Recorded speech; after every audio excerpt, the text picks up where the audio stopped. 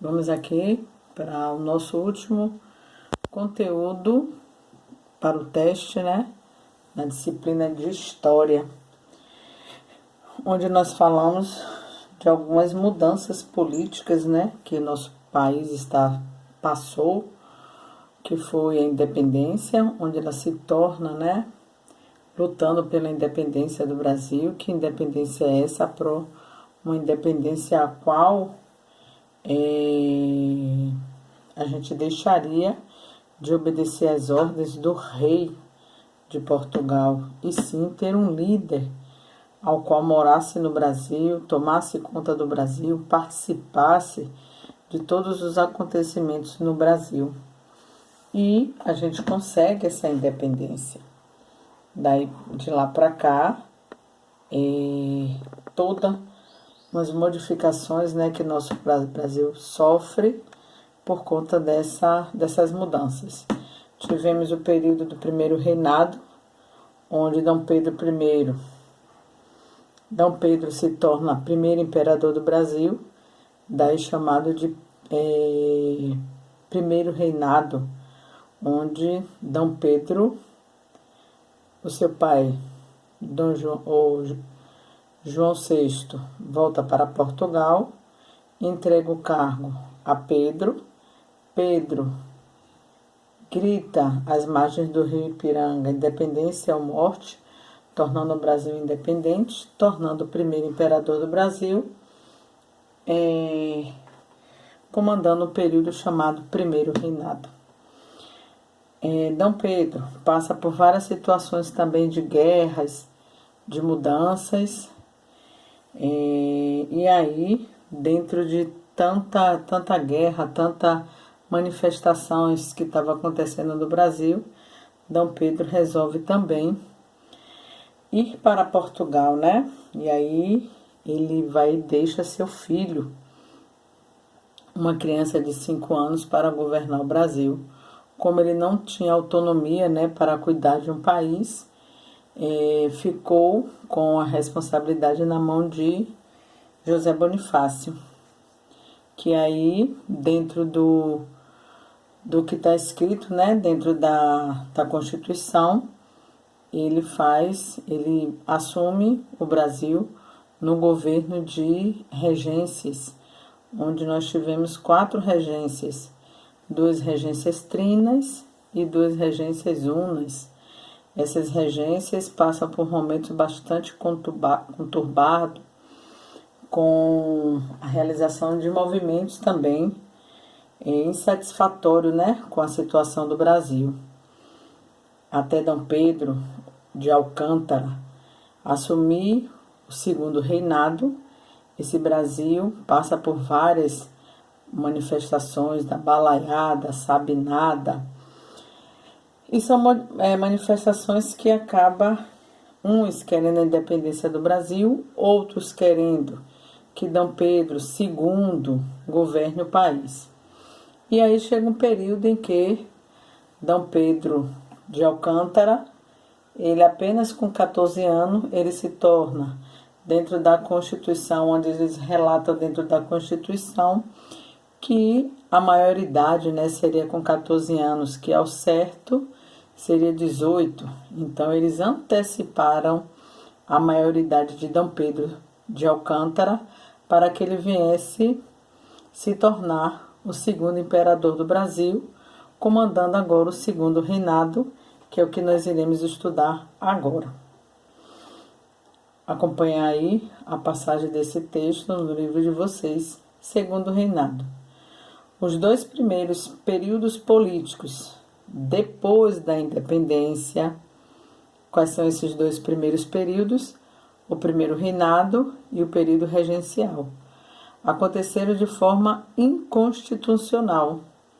No primeiro reinado, sob o domínio de Dom Pedro I, a Assembleia foi dissolvida e Dom Pedro outorgou a Constituição de forma que ele conviera, da forma como ele queria, sem ser dentro do comando de uma Constituição. E no período regencial, aconteceu a negociação do ato adicional, em 1834, que modificou a própria Constituição. Com o período político seguinte, o segundo reinado não foi diferente.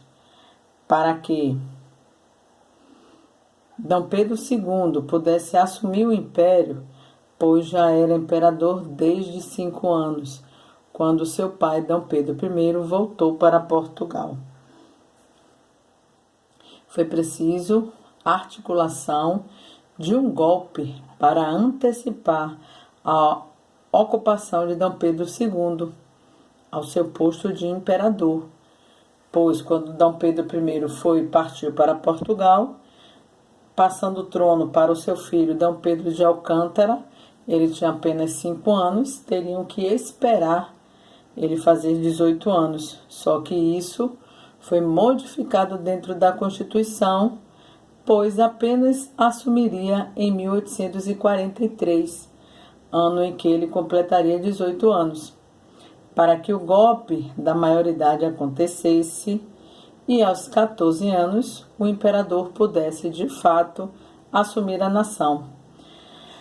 Os políticos favoráveis a tal ato argumentaram que era o desejo do povo, tanto que há registro de que cerca de 8.000 pessoas se reuniram para saudá-lo cantando: "Queremos D. Pedro II, embora não tenha idade. A nação dispensa a lei e viva a maioridade." Aí D. Pedro assume, o cargo com apenas 14 anos. Em 23 de julho de 1840, o parlamento outorgou o golpe da maioridade, coroando D. Pedro II, imperador, apenas com 14 anos de idade. Aí agora vai seguir dentro da história o segundo reinado. O parlamentarismo é o regime político em que os ministros de Estado, que compõem o gabinete, chefiado por um primeiro-ministro, eles são responsáveis perante o parlamento, que através deles governa a nação e faz cumprir a Constituição do país. Assim, com o golpe da maioridade, restabeleceu-se o poder moderador. Que poder moderador era esse, Era o poder que anulava os outros poderes. O poder estava totalmente na mão do imperador. E estabeleceu o poder do moderador, dando direito ao imperador ditar as ordens, E recriou-se o Conselho de Estado. Então, iniciou-se um período em que o Brasil esteve com D. Pedro II à frente da nação por quase 50 anos, conseguindo definir as suas fronteiras e manter o seu território. Para que o Brasil voltasse a experimentar um período de paz, um dos primeiros atos de D. Pedro II foi perdoar os rebeldes que faziam e fizeram parte das inúmeras revoltas no período regencial. Foi no período em que aconteceu a Balaiada, a Sabinada, a revolta dos farrapos. E, no caso aí, D. Pedro II perdoa, esses manifestantes, os rebeldes. Aí, ele acaba perdoando esses revoltosos no período regencial. Por isso, recebeu o título de magnânimo. Essa prática tornou-se ainda mais regular no ano de 1847, quando D. Pedro II mudou a configuração política do governo e criou o cargo de presidente do Conselho de Ministros ou chefe do gabinete, organização semelhante a dos países europeus. O Brasil tornou-se parlamentarista até a próxima etapa histórica, que foi a República. A República foi a proclamação, né? Onde ele deixa de ser o líder do Brasil, deixa de ser imperador para ser presidente. E a troca do cargo não é passada de pai para filho. A República, com a escolha de presidente, eles são através de eleições. No entanto, foi o parlamentarismo às avessas, pois aqui aconteceu exatamente o contrário do que acontece nos países europeus. O poder legislativo estava subordinado ao poder executivo. Na economia, o Brasil começou a passar pelo ciclo do café, que é o nosso próximo assunto, ou seja, o café tornara-se o principal produto de comercialização. Para chegar a esse posto de principal riqueza, muitas áreas de floresta do Brasil, elas foram completamente destruídas para dar lugar aos cafezais, e cerca de 1 milhão de escravos foram trazidos da África ou comprados no Nordeste. Nota-se que muita coisa mudava no Brasil, só não a sua situação de ser um país agrário e escravocrata. País agrário é que vive da agricultura, escravocrata por conta da escravidão, né? Lembrando-se que só em 1850 foi criada a Lei Eusébio de Queiroz, que proibia o tráfico de escravos, ou seja, estava proibido a chegada de navios negreiros trazendo escravos para trabalhar na lavoura. A escravidão continuava dentro do Brasil, mas não era mais permitido a entrada de novos escravos. Com isso, os escravos eram comprados de senhores do Nordeste, pois a lei não permitia comprar de mercadores africanos, e aos poucos a imigração começou a ser incentivada. O dinheiro envolvido na produção do café trouxe benefícios para as cidades do Rio de Janeiro e de Santos, além de grande desenvolvimento para a região sudeste do nosso país. Também seria responsável pela vinda de inúmeros estrangeiros, imigrantes, para trabalhar nas lavouras de cafeeiras. No entanto, essa mesma classe social, os cafeicultores, que foi beneficiada com ações do imperador, também articulou uma saída devido, principalmente, à abolição da escravatura. No final de seu reinado, D. Pedro sofria com a pressão da Inglaterra para ele abolir a escravatura, pois tinha interesse em aumentar o mercado consumidor de seus produtos e, para isso, precisava que os escravos se tornassem homens livres e assalariados para começar a poder comprar o que quisesse. Entretanto, o interesse interno de dentro do Brasil, de parte dos cafeicultores, era que se mantivesse a escravidão, pois o trabalho baseava-se nessa mão de obra, uma mão de obra gratuita, e tinham investido muito dinheiro nisso. Assim, D. Pedro II tentou adiar o quanto pôde a prática da abolição, lançando leis paliativas, como a Lei Eusébio de Queiroz, que proibiu o tráfico e comércio dos escravos, a Lei do Ventre Livre, em 1871, que libertava todos os negros nascidos a partir daquela data, em que entrou em vigor, e dos sexagenários, em 1885, onde libertava todos os escravos com mais de 65 anos. Mas pelas condições de vida, a maioria sequer chegava aos 40. Então, essa lei do sexagenário não tinha muito teor, né? Muito valor, porque os escravos não chegavam nem a 40. Imagine receber sua liberdade aos 65 anos. A lei do ventre livre também não foi muito legal, porque ela libertava os filhos nascidos naquela data. Só que os filhos precisavam ficar com a mãe, que era escrava. Então, na verdade, essas leis, como está dizendo, eram paliativo. Mas, ao se tentar o inevitável, a abolição, quem o fez foi a sua filha, a princesa Isabel, assinando a Lei Áurea.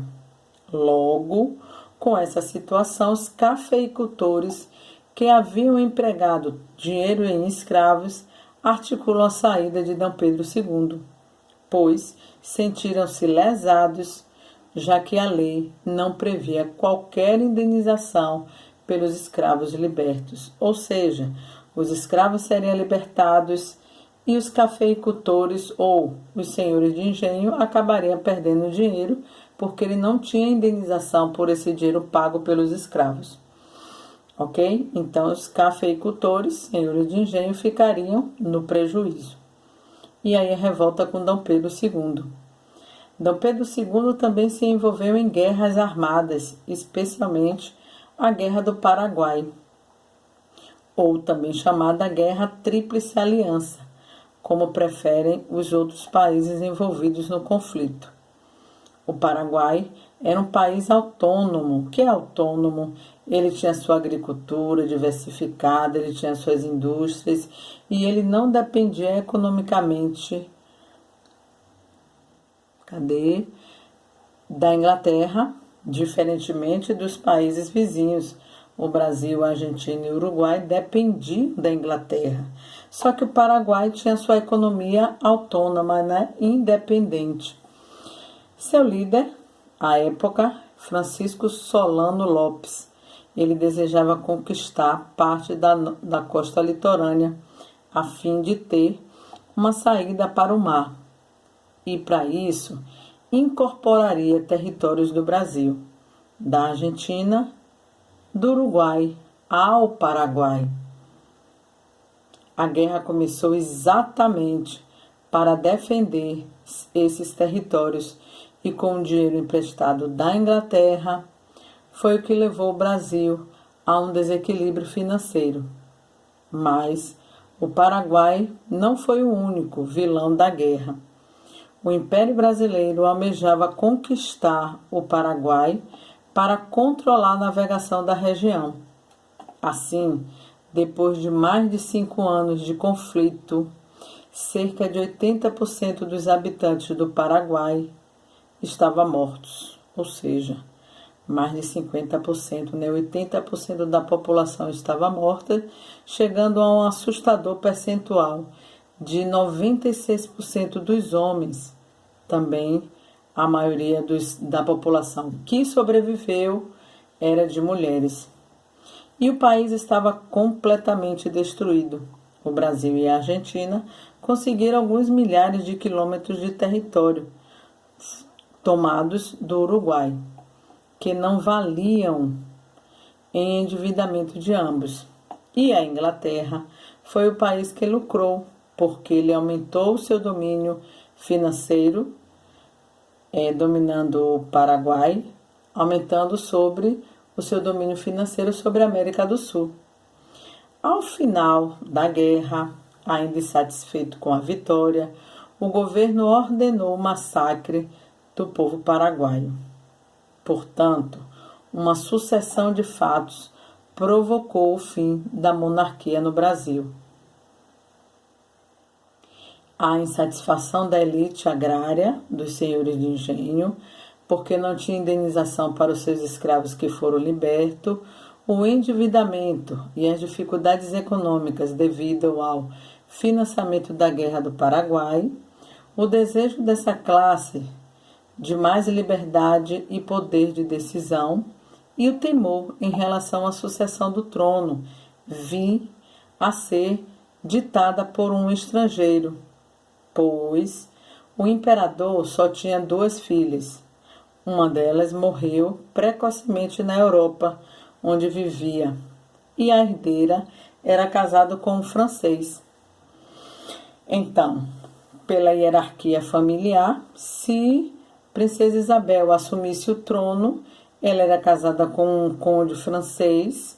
Quem assumiria o poder no Brasil eram os franceses. Essas situações levaram ao fim de mais um período histórico e deram início ao novo período, que é o período republicano. Então, por todo esse transtorno que passou o período do segundo reinado, a idade de Dom Pedro II, a briga com a elite da população, a elite do Brasil, levou a Dom Pedro II sair do trono, perdeu o trono, daí foi proclamado a República. E o que é essa República Nós não teríamos mais imperadores, nós teríamos agora presidentes. Até hoje nós estamos com poder republicano. Nossos líderes são escolhidos através de voto, chamado de governo da República. Ok? Grande beijo para vocês. Bons estudos.